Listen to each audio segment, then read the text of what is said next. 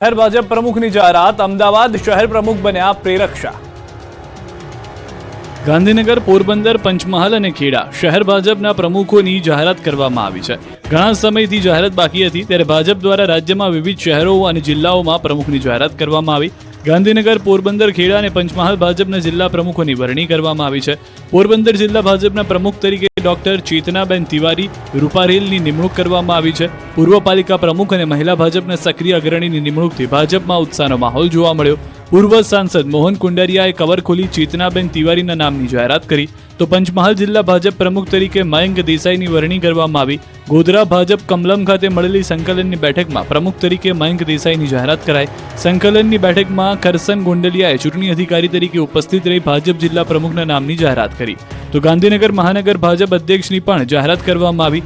આશિષ દવેની ગાંધીનગર મહાનગર ભાજપ અધ્યક્ષ તરીકે વરણી કરવામાં આવી। આશિષ દવે ગુડાના ચેરમેન રહી ચૂક્યા છે। આશિષ દવે સ્ટેન્ડિંગ કમિટીના ચેરમેન પણ હતા।